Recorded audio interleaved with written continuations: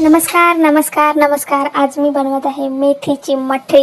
ही recipe तुम्हाला एकदम super crispy मस्त मठरीची रेसिपीसाठी इथे मेथी घ्यायची आहे. मेथीची पानं आपल्याला काढायची आहेत. अगदी काढताना पूर्ण आनंद घेत काढायची आहेत. पानं मोजून पानं काढायची आहेत, कारण मेथी कडू नाही झाली पाहिजे.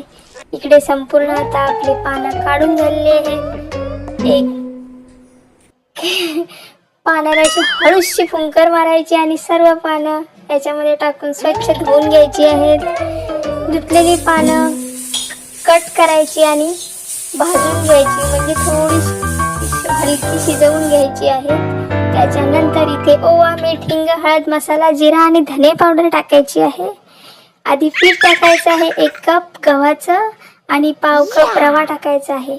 त्याच्यानंतर सर्व मसाले टाकायचे आहेत आणि सर्व ताकद काढून आपल्याला मेथीचं बाऊल आतमध्ये टाकायचं आहे. मेथी टाकायची आहे आणि थोडं थोडं पाणी टाकून आपल्याला ह्याचं पीठ मळून एक गोळा तयार करून घ्यायचा आहे. डो बनवायचा आहे. पीठ अगदी घट्टसर बनवायचं आहे. आधी त्याला तेलाचे मोहन लावायचं आणि नंतर थोडं थोडं पाणी टाकून आपण पिठाचा घट्टसर गोळा मळून घ्यायचा आहे. इथे आपला गोळा तयार झालेला आहे. आता आपण 10 मिनिटं रेस्ट करायला ठेवून देऊ. 10 मिनिटानंतर आपल्याला ही लाटून घ्यायची आहे.